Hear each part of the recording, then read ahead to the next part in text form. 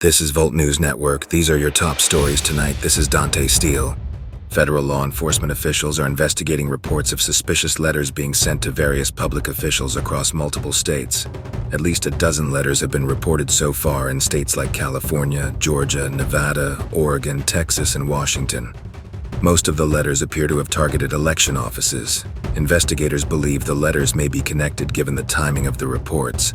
Officials in Georgia reported that a letter received by Fulton County was suspected to contain fentanyl. Election offices in King County, Washington also received an envelope containing a white powder, later confirmed to be fentanyl.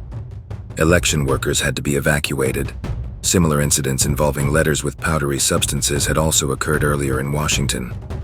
Officials are taking the incidents very seriously given the dangerous nature of fentanyl. We will continue to update this story if any new information comes to light. The White House announced that Israel has agreed to put in place 4-hour daily humanitarian pauses in its assault on Hamas in northern Gaza. The pauses would be announced at least 3 hours in advance. Biden has also been pushing for the release of over 200 hostages taken by Hamas and other groups during their attack on Israel in October. United States officials say fewer than 10 Americans are among the hostages. A U.S. official said the humanitarian pauses could help facilitate the transfer and release of hostages. However, an Israeli military spokesman said there has been no shift in tactics and they are still not under a ceasefire. A joint coastal defense drill has begun in the Philippines involving 5 countries: the Philippines, United States, Japan, South Korea, and the United Kingdom.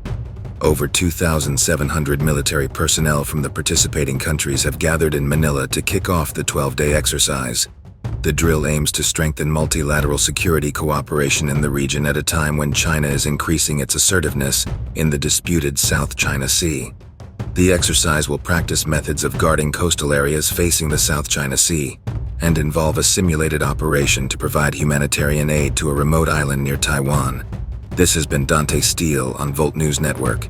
These are your top stories tonight. Tune in tomorrow for even more stories on Volt News Network. Good night.